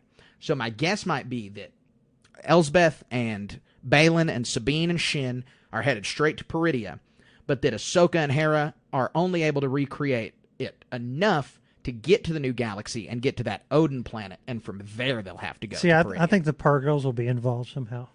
You think the Purgils? I forgot the Purgils. That's probably a better theory than mine. But it has to do with like goodness of the heart, and between Ahsoka and Hera and Jason and Chopper and all the pilots there. They're going to figure something out, and Hu Yang, they're going to figure something out to piggyback on one of these Purgils and get to where they want to go. Well, Ezra had that affinity to call them. Perhaps Ahsoka learns in this World Between Worlds interlude how to call those Purgil and how to get them to take That would be a good idea. That could be the case. So I've got a couple other questions, or I've got a question for you. This is a little related to the World Between Worlds, but not really. Do you think we're going to see a lightsaber fight between Anakin and Ahsoka in the next episode? Yes. Okay. Do you think that another person will be pulled between the World Between Worlds during the next episode? No. Okay. So those were my two, I knew yes or no questions that you could give me. I just thought of them. I was like, I don't know. Let's see what he says. The final thing I'll say is what I was talking about earlier. The Shin and Baylan breaking point is coming. And that's a prediction of mine, is that by the end of this season, Shin Hati will break from Baylan, I'm pretty certain of. But also maybe kill him. I think that would be a satisfying end. Yeah, unfortunately. But again, I really do hope narratively with Ray Stevens passing that they don't have to do some hackneyed explanation of a death off screen, because that wouldn't do the character near enough justice. An on-screen death gives him much more justice and would be a more satisfying conclusion to Ray Stevenson's career. Yeah, it really would. And just what we saw in this episode, it's going to be sad that we're not going to get much more on screen of that. Mm-hmm. It is. It absolutely is. So sad. All right, Colin. Well, that wraps up my predictions. Or do you got any more predictions? I really can't wait to see what the depth of the conflict between Ahsoka and Sabine is. Just what exactly is going on there. I mean, what promise did Ahsoka make to Sabine? What how was that broken that caused so much tension between the two? And okay, so what do we know? It has to do with Sabine's family. It has to do with them being on Mandalore. And I mean, I hope there's something to it. I hope it's just like we're being misdirected somehow. That's it. You know, there is these low hanging fruits of 9,000 tears and this and that. I hope there's something more to it than that makes it really impactful. Yep. I agree with you. I hope there is a little more to that, and that's certainly an element. But it's very clear we're not going to know what's going on until the last minute, until the last second of this episode. There's just going to continue to be reveal after reveal. And then as far as other predictions go, we're halfway through this. There's 8 episodes, right? We haven't seen any of Thrawn yet. Are we going to get just a Thrawn shows up at the very end of this thing, or is he going to show up in episode 6 or 7? Mm-hmm. Mm-hmm. I mean, what do you think? I mean, I think I want more of him for sure. Yeah, and it's. I don't want to say I'm going to be put out if he shows up just right at the end, and we're going to have to get the actual action or meat of this in season 2 or whatever. But at the same time, it makes kind of sense that either in a movie or somehow, one thing that makes Star Wars so great, and we've talked about it 1,000 times, and we're going to harp on it for infinity, is we want to see these crews do really cool things. And the crew is disjointed here. Yeah. And so Sabine's already jetting off to another galaxy, and we don't have no idea how the rest of them are going to get there. So we got to spend some decent amount of time to get this crew united and back in pace where they're running like a well-oiled machine. It's going to take some effort to do that. And so we're not going to see Thrawn and all this other stuff is going to be Rebel season, what is it? 6? Yeah, 6. You're right. No, I think I've said for episode 3, I was like, yeah, Thrawn will be in that one. Oh yeah, he'll be in episode 4. Now I'm going to say, yeah, he's going to be in episode 5, because I think now my prediction will be a little more solid than just, yes, he's going to be there, is that he'll be the end of episode 5. Is that most of our episode 5 is going to be Ahsoka and Anakin. We're not going to get a whole lot. It probably is going to end up, this is what I imagine, the end cap episode where, what am I trying to remember? I think it's when the very beginning of the episode Boba Fett shows up, and the very end of it's the very beginning of the episode Mando shows up, and then we have the middle interlude where we're dealing with Katie O'Brien's character in The Mandalorian season 3 and Dr. Pershing. And so we're dealing with both of them, and Mando shows up at the beginning, Mando shows up at the end. And now, well, I'm sure you're hearing a little bit of jingling in the background. My dog Willie has been let in the room because he was scratching on the door. So if you hear some jingles in the background, that's Willie. Anyways, special guest star. Dr. Pershing and Katie O'Brien's character, they spend the majority of that episode together. My expectation will be for the next episode that the beginning of the episode is with Baylan and Elsbeth and that crew. The majority of the middle of the episode will be Ahsoka and Anakin, with not many breaks in between. Maybe a break or two back to Hera and Sabine. And then the end cap will be Thrawn. The end cap of the episode will be Thrawn. Yeah, I agree with that. Willie sneezed on the mic now.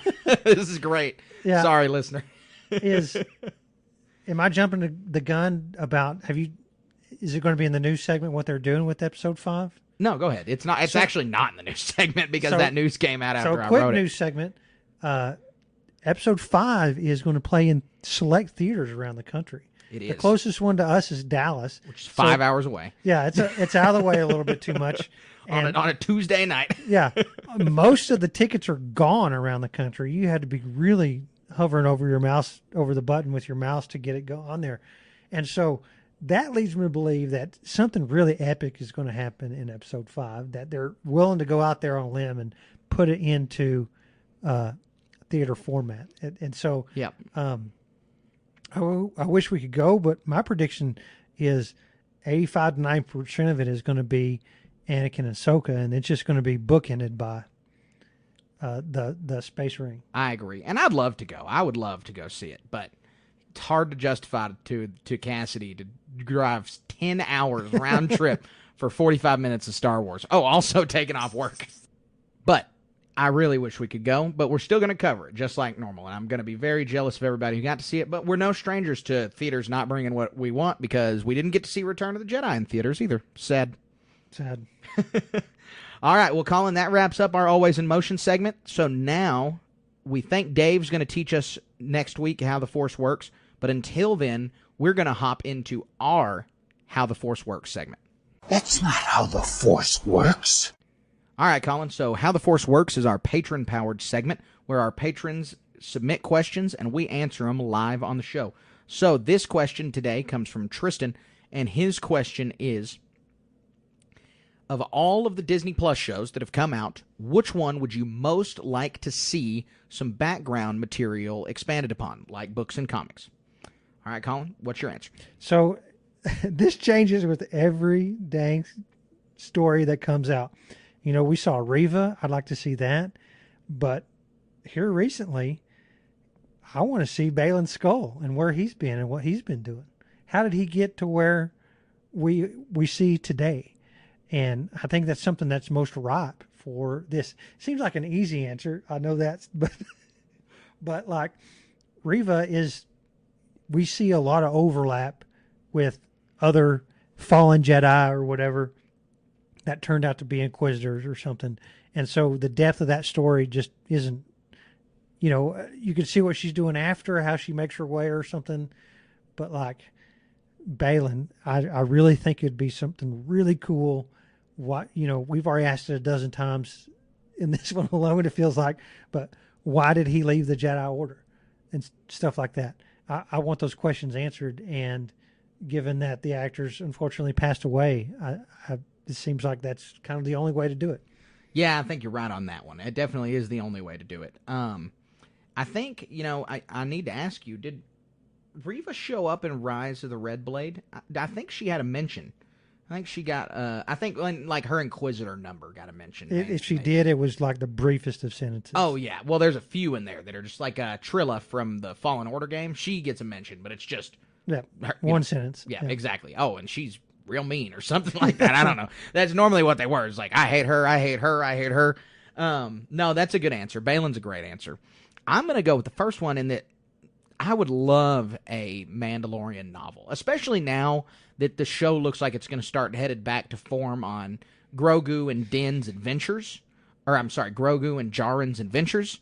I would like to see what happens with Bo-Katan, and I'm sure they'll flesh that out in the show, but I'd like to get some information, and maybe in a book, or just in general kind of fill in some time there. What was Din doing before he was with Grogu? All of these answers could be given to us in comics and books. And so I think that show still lends itself really well to that. And if we're never going to get a Book of Boba Fett sequel, I would like to have that story continued in some form.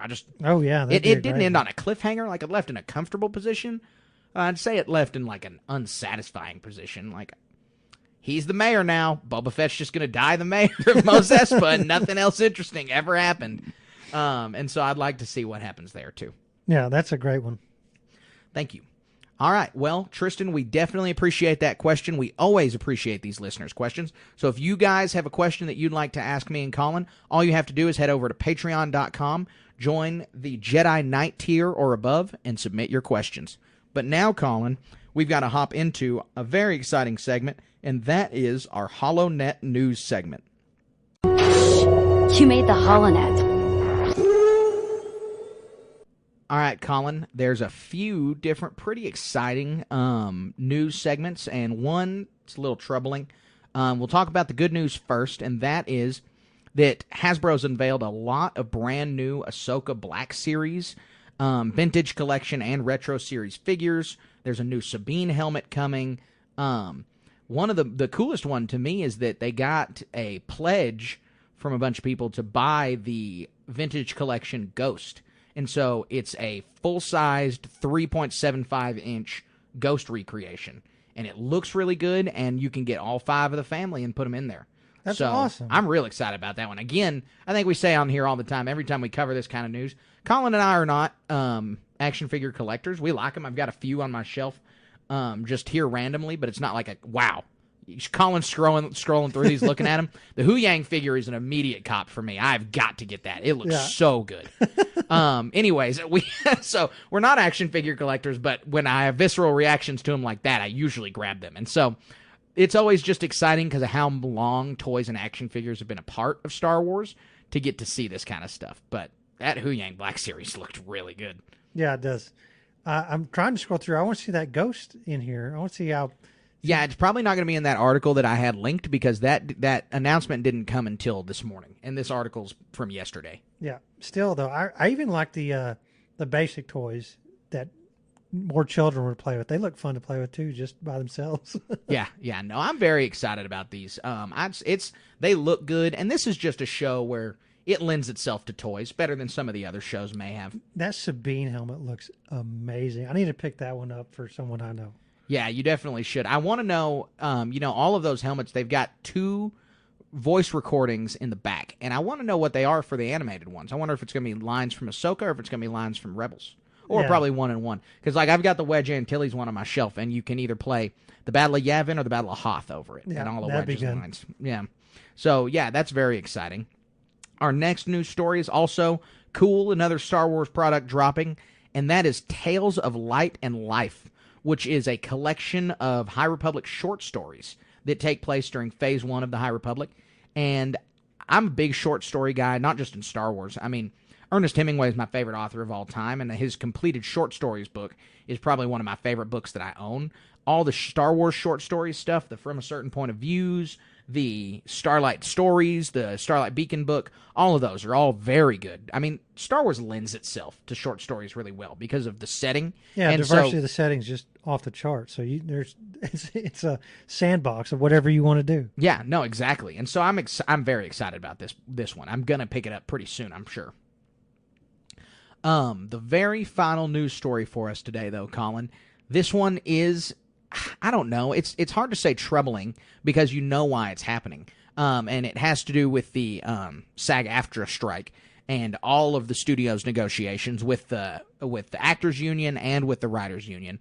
But the result of this, and Colin and I have got to cover this stuff because it affects Star Wars, is that Skeleton Crew is most likely delayed till 2024. This is a rumor. It's from a very credible source. We often source these guys, Bespin Bulletin, on here. And so Skeleton Crew delayed till 2024. Acolyte also supposed to be delayed. Mandalorian Season 4 delayed. Everything on the list. And that's because Disney's having to stretch this content thinner to make it go longer because there's still no end to that strike. I mean, there's just no end in sight for the strike right now. Yeah, this will be one of those things where that strike, you look up one day and boom, it's over. You had no idea what was happening. And then, because, the reality is there's a lot of money to be made with all this stuff. We're talking about all these action figures. Those things aren't cheap. Well, they're going to make Skeleton Crew action figures. They're going to make the Acolyte action figures. And they got to put this stuff out there to make all that stuff. And reality is, these things are all just sitting in warehouses waiting to be released. Right. So, those people, all that discussion has to happen, and it'll eventually come to an end. I wish it were sooner than later, but all the balances have to match at the end, and who knows when that's going to be. Yeah, it'll be very interesting to see. I wish it were sooner than later. So, I absolutely agree. There's our dog again. Good job, Willie. Thanks for your input on that. Anyway, that wraps up our news today. I know it was a short one.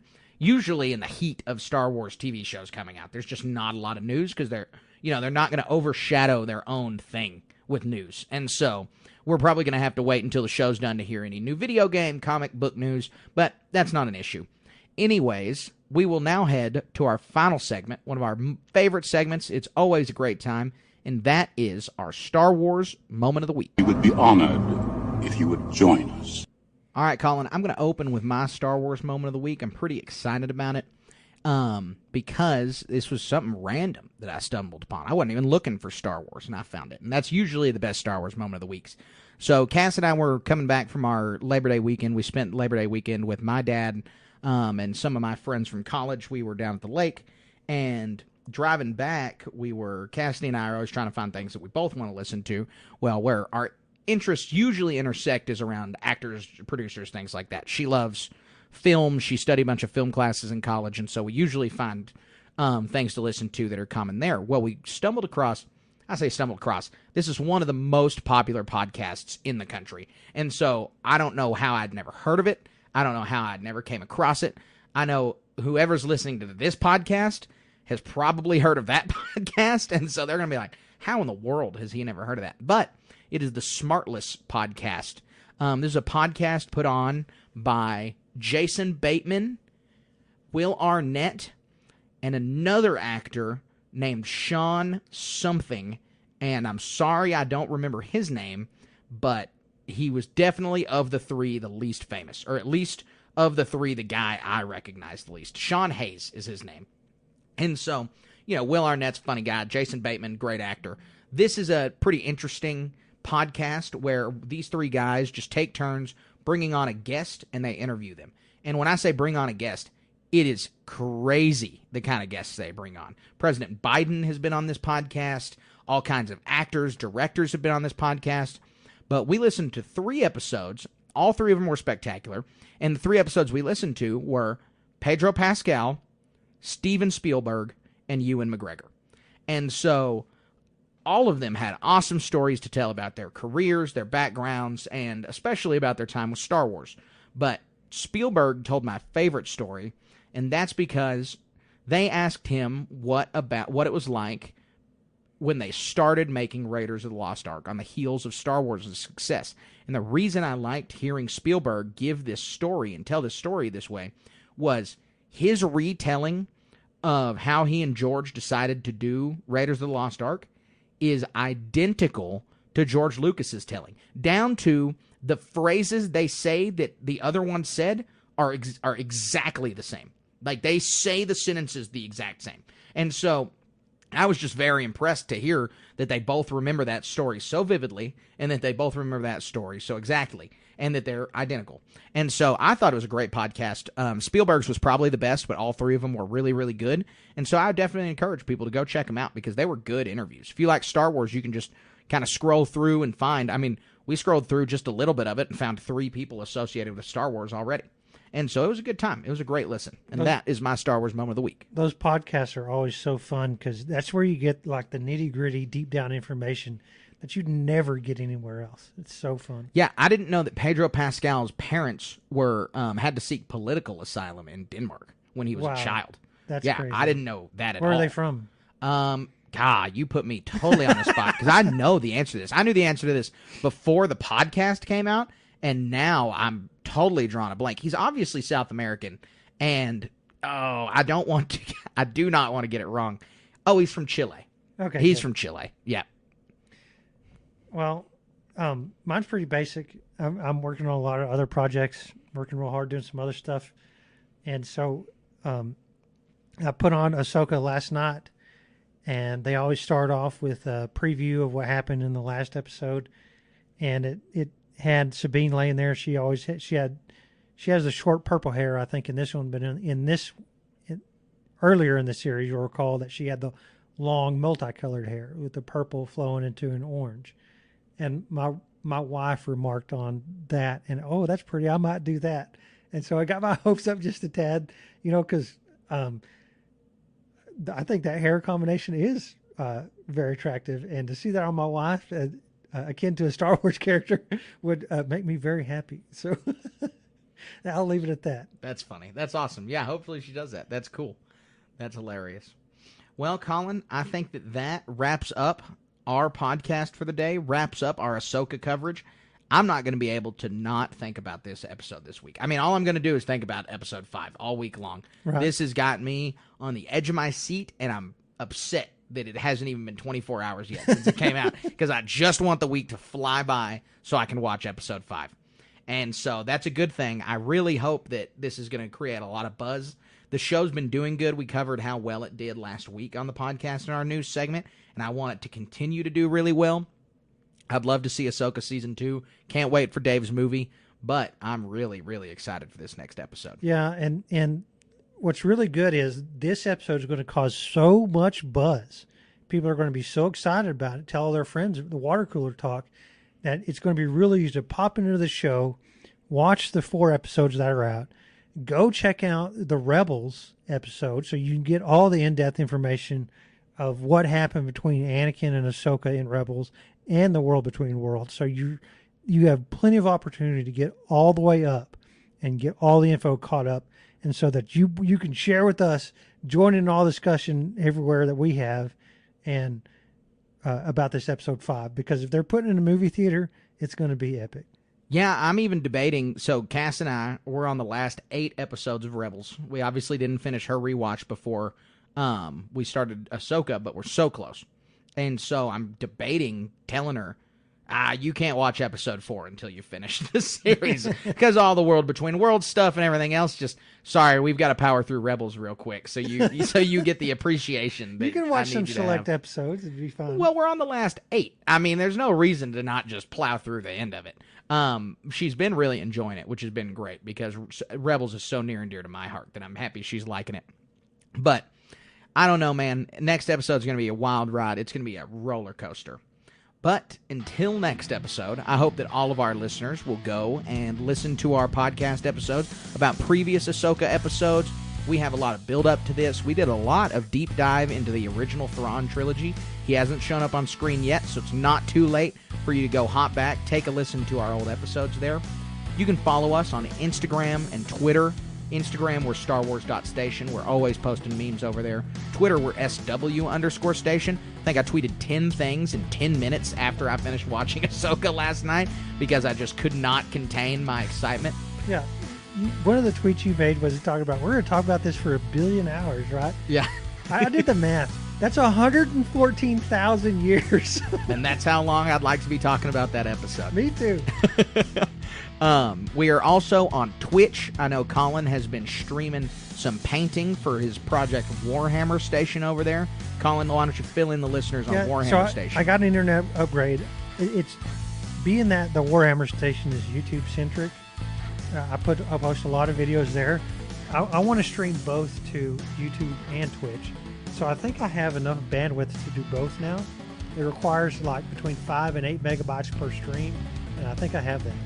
So, there's a lot of games coming out. This one game, Starfield, that just came out, people are already building X-Wings and Millennium Falcons and that. I don't necessarily care for those games personally, but they still pique my interest just a bit to be interested to build your own starship and gallivant around the galaxy and that. So it'd be kind of fun. Again, painting Warhammer, I've got a lot of projects coming down the pipe with that. And I really do think I want to stream both to YouTube and Twitch. And maybe TikTok or something else. I don't know. Well, that's exciting. We're going to be on the lookout for that. You can find Colin on YouTube at Warhammer Station. You can also find this podcast and all of our Star Wars Station videos. They do not come on the schedule that Warhammer Station videos come, but they do come at Star Wars Station on YouTube. You can also find us at twitch.tv/Station Media. That's the home for Star Wars Station and Warhammer Station combined. So any given day, you can log on to see me streaming Jedi Survivor or Colin painting some Warhammer minis or something else. And other than that, we've got a super active Facebook page. Just get on your Facebook and search up Star Wars Station Cantina. Join us there. Like our Facebook page, Star Wars Station. Join our Discord. We love our Discord, and that is where you can engage with people the easiest in the Star Wars Station community. You can find that in the description of this podcast. You can find it in our Instagram bio. You can find it in all kinds of places. The number one thing you can do for us, though, is give us a 5-star on this podcast, either on Apple or Spotify. It helps us grow the fastest. It helps us find new listeners. It helps us build this community quicker, and we are very, very grateful for it. And it doesn't cost you a dime. If you have a dime that you want to spend, you can also find us on patreon.com/Star Wars Station. Star Wars RPG, our other podcast, ARC Troopers, t-shirts, stickers, all kinds of exclusive Instagram and Discord content on there. I mean, personally, I think it's a heck of a deal. And so if you head on over to patreon.com/Star Wars Station, you can check out those deals too. We're recording another episode of the RPG this weekend. We are this Sunday, and hopefully the other episode will be out soon, very soon. Yeah. They take a lot of effort to edit. They do take a lot of effort to edit, and they take a lot more power than what my computer has in it. And so hopefully that will be something that we can get done very soon. But until then, we hope you guys will stick around, keep enjoying the Star Wars Station podcast, and Until next week, keep it wizard.